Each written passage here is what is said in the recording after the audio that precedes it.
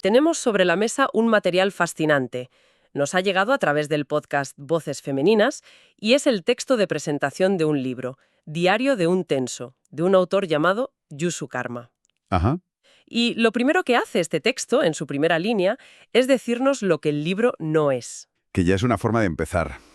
Totalmente. Dice textualmente, no es un libro de recetas. Lo cual, para un libro sobre un cocinero, es bastante provocador. Mucho. Así que nuestra misión hoy es resolver este enigma. Si no es un libro de cocina, ¿ante qué estamos exactamente? Pues es una estrategia de marketing brillante si lo piensas. Sí, ¿verdad? Te obliga a reajustar todas tus expectativas desde el segundo uno. Te dice, olvida lo que crees que vas a encontrar aquí. Sugiere que el acto de cocinar va a ser solo el vehículo para hablar de algo mucho más grande. Claro. Y esa promesa es lo que engancha, nos está invitando a mirar más allá del plato. Completamente. Entonces, para empezar a mirar más allá, supongo que lo primero es entender el título. ¿Qué es un tenzo? Buena pregunta. No es una palabra que se escuche todos los días, desde luego.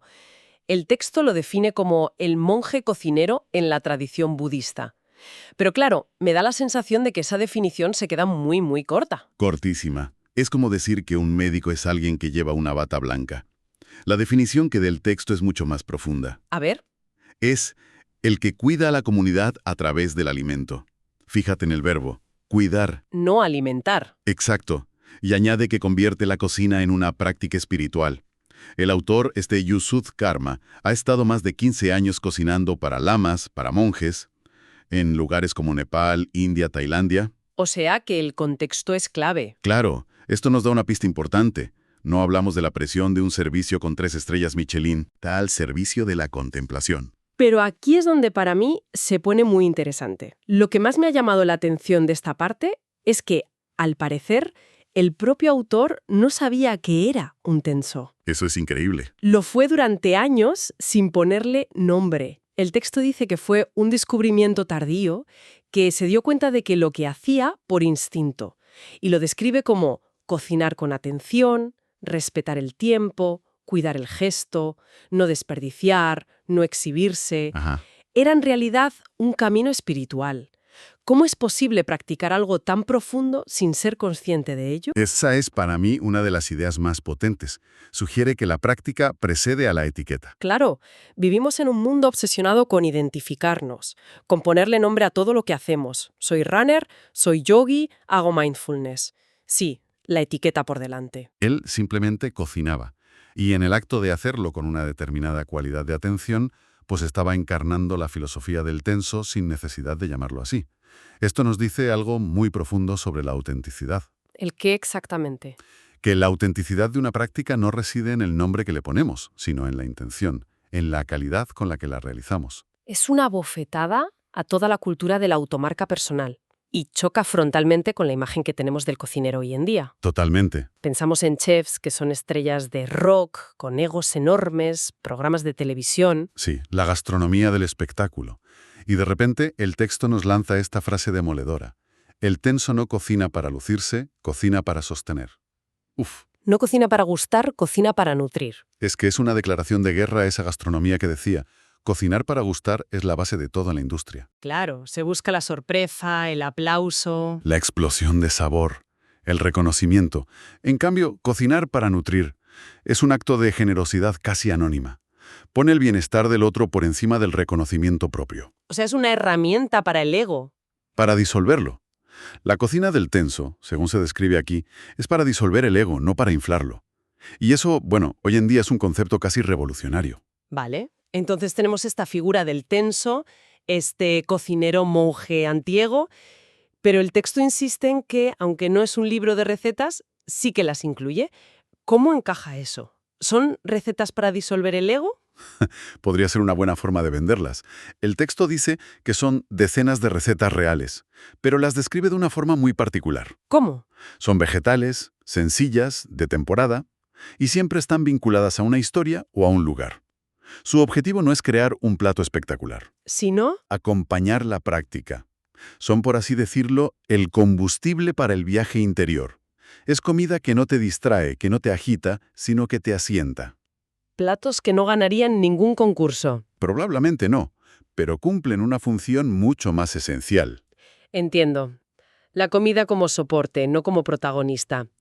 Pero aquí es donde la presentación del libro da un giro que no me esperaba en absoluto. Ah, sí. Porque después de hablarnos de esta cocina tan serena, tan consciente, nos dice que entre los fogones también aparecen las caídas. Y no se refiere a que se te queme un bizcocho. No, para nada. Se refiere a los terremotos de la vida. El texto es muy explícito. Fracasos empresariales, cierres de restaurantes, pérdidas familiares, rupturas, enfermedades, quiebras económicas, el caos. El caos, sí. Y esto es lo que hace que el libro, al menos por cómo se describe, sea tan interesante. No nos vende una postal idílica de un monje cocinando en paz. No. Nos presenta la cocina como el laboratorio donde se procesan los golpes más duros de la vida. Exacto. Nos habla de cómo se van desmontando los pilares que nos enseñan como imprescindibles. El éxito profesional, el dinero, una buena reputación, la salud, todo eso que creemos que nos sostiene. Y justo cuando parece que va a ser un relato trágico, lanza esta idea. La vida no solo sigue, sino que, a veces, empieza de verdad justo ahí, en medio de los escombros. Se aleja mucho de la espiritualidad de Cojín y de las aromáticas. Totalmente. Y creo que es crucial el matiz que hace el texto sobre el tono del autor. Dice que no escribe desde la épica ni desde la superación edulcorada. Esto es clave. No es el típico discurso de lo que no te mata te hace más fuerte. O el relato del héroe que se levanta del fango. Exacto. La palabra que usa es rendición consciente. Ahí quería llegar. Rendición consciente. Suena bien, pero ¿qué significa en la práctica? Para alguien que acaba de perder su negocio o su salud, la palabra rendición puede sonar a pasividad. Claro, a darse por vencido. ¿Dónde está la línea entre la aceptación y la resignación? Es una pregunta fundamental, y creo que la clave está en el adjetivo. Consciente. Ajá. La resignación es pasiva. Es un no hay nada que hacer desde la impotencia. La rendición consciente, tal como se intuye en el texto, es un acto activo de dejar de luchar contra la realidad. O sea, no es no hacer nada. No significa que no actúes para cambiar lo que puedes cambiar. Significa que dejas de gastar energía en pelearte con lo que es. Aceptar que el negocio ha cerrado no significa no volver a emprender. Significa Significa dejar de torturarte con el «y si hubiera». Es un cambio de postura interna, de la resistencia a la aceptación. Y desde ahí, desde esa aceptación, actúas. es sutil, pero es una distinción enorme. Y el texto añade otra capa de complejidad, al decir que el autor habla de cómo el ego se disfraza de espiritualidad. Me parece muy honesto. Sí, es fácil caer en la trampa de usar la meditación o la filosofía oriental para construir un nuevo ego, un ego espiritual. El que se siente superior por ser más consciente que los demás. Exacto. Es la trampa definitiva del camino espiritual. Creer que has llegado a un punto en el que ya no tienes ego. El texto sugiere que la propuesta del libro es más humilde y realista. ¿En qué sentido? No se trata de eliminar el ego, sino de aprender a convivir con él. Reconocer sus trucos, sus disfraces y no dejar que lleve el timón. Es una convivencia, no una guerra de exterminio. Todo esto nos lleva a una de las frases que más me impactó de la presentación. Dice que el libro es una puerta de entrada a la meditación para personas que nunca se sentarían en un cojín. Es brillante. Me parece brillante. Es quitarle a la meditación toda la parafernalia que a veces la aleja de la gente normal y corriente. La democratiza por completo.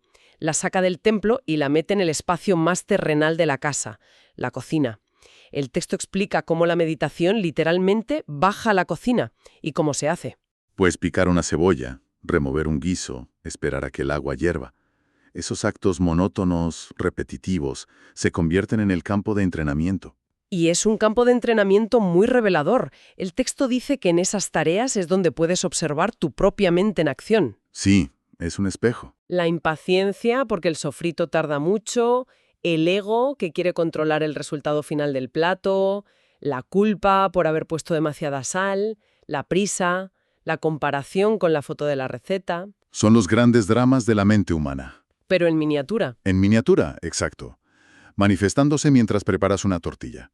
Y es un entorno seguro para observarlos. Claro. Si te das cuenta de tu impaciencia mientras cocinas, las consecuencias son mínimas. Pero si no eres consciente de esa misma impaciencia en una reunión de trabajo o discutiendo con tu pareja, Las consecuencias pueden ser mucho mayores. mucho mayores. La cocina se convierte en un gimnasio para entrenar la atención. Me encanta la metáfora que usa el texto. Dice que la cocina se convierte en el lazarillo de la meditación. Es una imagen muy poderosa. Un lazarillo te guía, te ayuda a moverte en la oscuridad.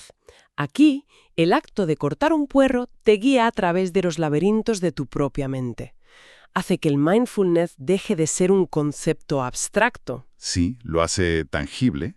Reconozco que yo misma he intentado eso de estar presente mientras hago tareas domésticas, y a los 30 segundos mi mente ya está en los correos que tengo que enviar. A todas nos pasa. Es increíblemente difícil. Es que el objetivo no es poner la mente en blanco. Ese es el gran malentendido de la meditación.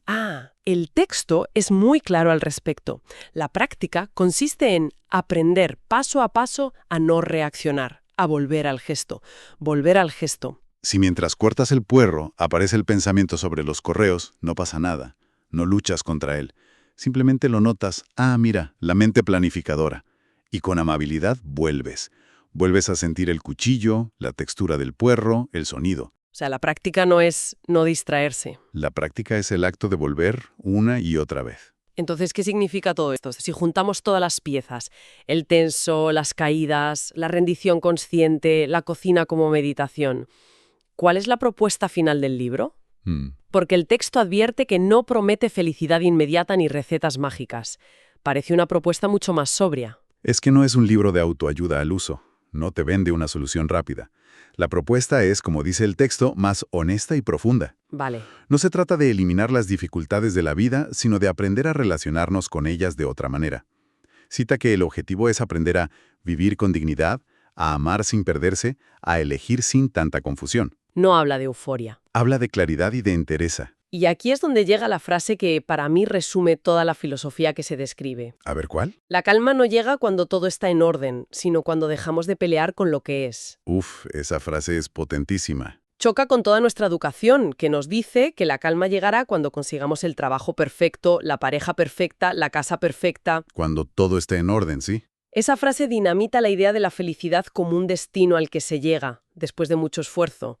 Replantea la calma no como una ausencia de problemas, sino como una cualidad interna. Que se puede cultivar. Incluso en medio del desorden. Dejar de pelear no es apatía, es inteligencia. Es conservar la energía para lo que de verdad importa en lugar de malgastarla en una guerra contra la realidad que, por definición, siempre vas a perder. El texto cierra resumiendo el viaje del autor de una forma muy poética. Lo describe como la historia de alguien que creyó que tenía que llegar lejos y descubrió que tenía que volver. Precioso. En nuestra cultura, volver a menudo se asocia con el fracaso, pero aquí se presenta como el verdadero éxito. Es la culminación de todo el viaje. El llegar lejos es el proyecto del ego. Acumular éxitos, reconocimiento, experiencias. ¿Y el volver? El volver es el camino del alma, si quieres llamarlo así. Y el texto especifica dónde se vuelve. Cierto. Volver al cuerpo, al silencio, al fuego bien cuidado. Volver a casa. Es un regreso de la abstracción de la mente a la realidad tangible del cuerpo. De los gestos sencillos. Exacto. Es dejar de buscar fuera lo que solo se puede encontrar dentro. Y me parece muy revelador a quién dice el texto que va dirigido el libro. No solo a quien cocina o a quien medita. ¿Cuál es el tercer grupo? El tercer grupo que menciona es a quien intuye que vivir puede ser más simple de lo que nos contaron. ¡Wow! Estamos atrapadas en una complejidad autoimpuesta y agotadora. Sin duda, apela a ese agotamiento colectivo, a la sospecha de que debe haber otra forma de vivir, menos acelerada, menos exigente. Y que no hace falta una gran revolución. No. La propuesta de este libro es que esa forma más simple no requiere una revolución externa, sino una interna, y que la puerta de entrada puede ser algo tan humilde y tan a nuestro alcance como la cocina de casa. En definitiva, empezamos este análisis con un libro que nos decía que no era un libro de recetas. Y vaya si no lo era. Y creo que hemos descubierto que es un híbrido muy particular. Parte biografía de resiliencia, parte manual de filosofía estoica oriental y parte guía práctica de mindfulness para escépticos. Todo servido en el plato más cotidiano posible. El gran descubrimiento, creo, es la dignidad que le otorga a una tarea cotidiana. Transforma algo que para muchas personas es una obligación, una carga. Totalmente. En una oportunidad para el autoconocimiento y la paz interior. Nos recuerda que no necesitamos escaparnos a un retiro para encontrar un espacio de práctica. Que no hay que irse lejos. No.